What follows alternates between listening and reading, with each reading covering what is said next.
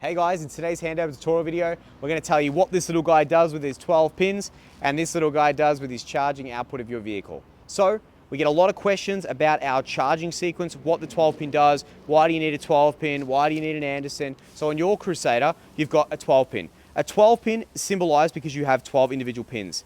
Fun fact about it is the top 7 pins are the same 7 pins that are on a 7 pin flat. Exactly same configuration, center is earth, far left and right are indicators, you've got your brakes, your tail lights, everything in these 7. These 7 just here are literally doing all of the lights, the brakes, the earths, everything that's really tremendous about towing is in these pins right here.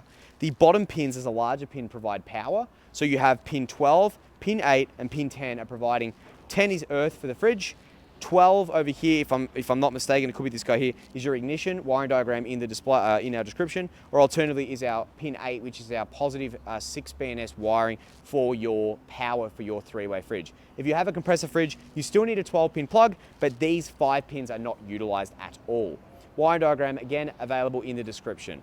So all of this here is going to be making sure you are legal towing, making sure everything is compact, easy to use. So what does this do? Well, fantastic question. I'm glad you asked. This guy here is called an Anderson plug, 50 amp Anderson plug rated for Caravan battery charging. When you plug this in, assuming your car wiring is correct, description of course, again, we have our charging coming from the vehicle to the Caravan via a DC to DC charger, which is going to charge the batteries at a rate of about 25 amps. That is your whole hardware hookup for your Caravan as far as your lights.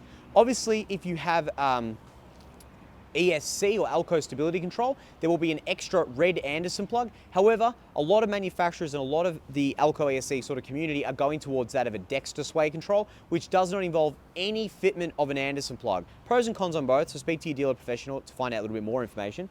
Dexter is identifiable with, come just this way, this little gem right here, like so.